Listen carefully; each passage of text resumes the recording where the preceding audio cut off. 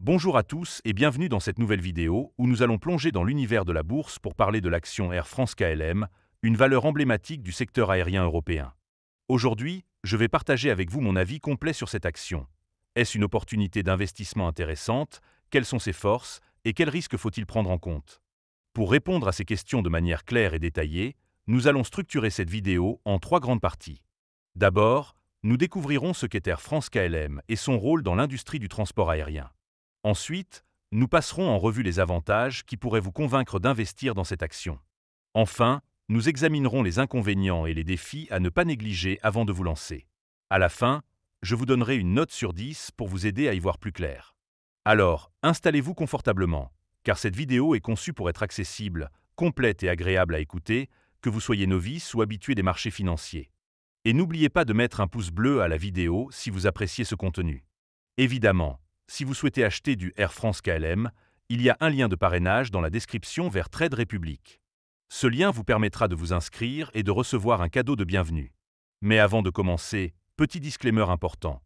Les informations partagées dans cette vidéo sont fournies à titre purement informatif et ne constituent en aucun cas un conseil financier.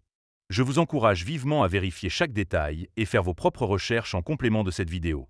Commençons sans attendre avec la première partie, où nous allons explorer ce qu'est Air France-KLM. Air France-KLM SA est un groupe aérien franco-néerlandais, créé en 2004 par la fusion d'Air France, fondé en 1933, et de KLM Royal Dutch Airlines, établi en 1919. Basé à Paris, en France, le groupe est coté à Euronext Paris sous le symbole AF et affiche une capitalisation boursière d'environ 2,13 milliards d'euros en mai 2025. Air France-KLM opère à travers 4 segments principaux. Le segment réseau, qui gère le transport de passagers sur des vols long courriers et moyen courriers. Le segment maintenance, qui fournit des services d'entretien d'avion, comme la révision des moteurs et des composants. Le segment Transavia, une compagnie low cost opérant principalement en Europe. Et le segment autre, qui inclut des activités comme la restauration à bord. En 2024, le groupe a transporté environ 83 millions de passagers et généré un chiffre d'affaires de 30,7 milliards d'euros, en hausse de 9,2% par rapport à l'année précédente. Le groupe exploite une flotte de 551 avions, desservant 320 destinations dans 115 pays, avec des hubs majeurs à Paris-Charles de Gaulle et Amsterdam Schiphol. Sous la direction de Benjamin Smith, PDG depuis 2018, Air France-KLM emploie environ 76 000 personnes et s'engage dans la transition écologique, visant la neutralité carbone d'ici 2050 grâce à des carburants d'aviation durables et à une flotte modernisée. Cette présentation montre un groupe aérien de premier plan, mais confronté à des défis financiers et sectoriels hérités de crises passées. Passons maintenant à la deuxième partie, où nous allons explorer les avantages d'investir dans l'action Air France-KLM. Le premier bon point, c'est la reprise du secteur aérien. Après les perturbations causées par la pandémie de Covid-19, la demande pour les voyages aériens a rebondi, avec une croissance de 8,1% du trafic passager mondial en 2024.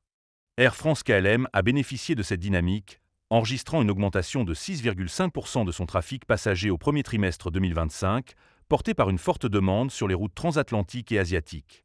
Deuxièmement, la stratégie de réduction des coûts est un atout. Le groupe a mis en place un plan de transformation, incluant une réduction des dépenses opérationnelles de 1,2 milliard d'euros depuis 2022, ce qui a permis d'améliorer sa marge opérationnelle à 5,7% en 2024, contre 4,1% en 2023. Troisièmement, la diversification des activités renforce la résilience.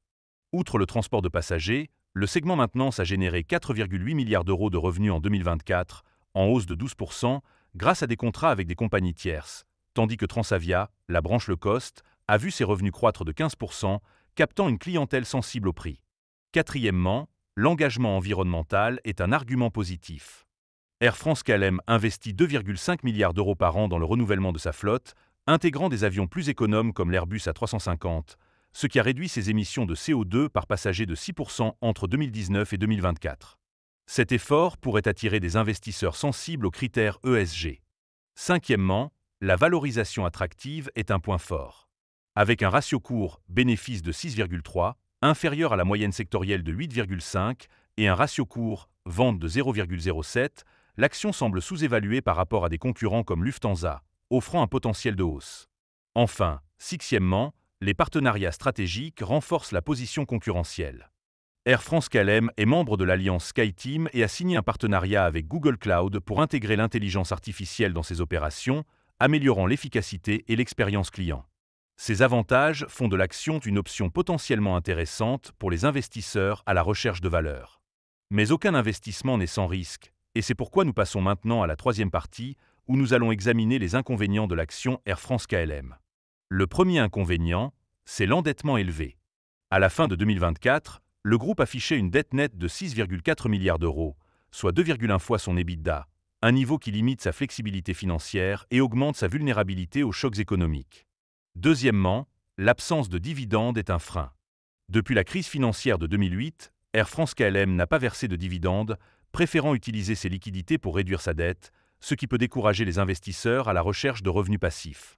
Troisièmement, la volatilité du cours est un risque.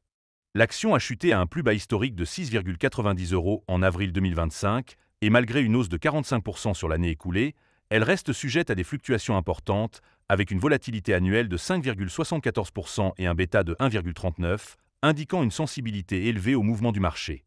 Quatrièmement, les coûts du carburant et les pressions inflationnistes sont préoccupants. Le kérosène représente 30% des coûts opérationnels, et une hausse des prix du pétrole, comme observé en 2024 avec une augmentation de 10% du baril, pourrait comprimer les marges, surtout si la demande faiblit. Cinquièmement, la concurrence intense est un défi.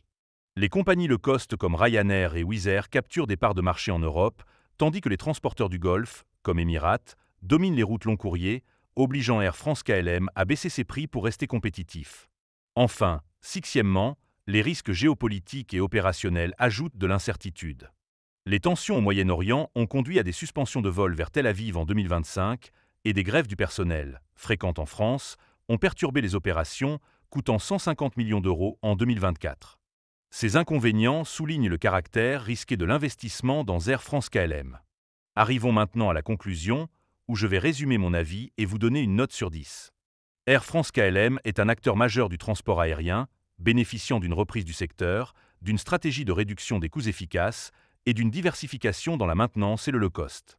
Sa valorisation attractive, ses efforts environnementaux et ses partenariats stratégiques en font une option intrigante pour les investisseurs à la recherche de valeur dans un secteur en redressement. Cependant, l'endettement élevé, l'absence de dividendes, la volatilité du cours, les pressions sur les coûts, la concurrence féroce et les risques géopolitiques exigent une approche prudente. Pour moi, l'action Air France-KLM convient aux investisseurs patients, prêts à tolérer des fluctuations à court terme pour un potentiel de croissance à moyen terme, mais elle n'est pas idéale pour ceux qui recherchent des revenus immédiats ou une stabilité élevée. En tenant compte de ses forces et de ses faiblesses, je donne à l'action Air France-KLM une note de 5,5 sur 10. C'est une opportunité à considérer dans un portefeuille diversifié, mais il est crucial de surveiller les résultats financiers, les prix du carburant et les développements géopolitiques avant de s'engager. Merci d'avoir regardé cette vidéo jusqu'au bout. Si elle vous a plu, n'hésitez pas à mettre un pouce bleu et à partager vos impressions en commentaire. À très bientôt pour une nouvelle analyse boursière.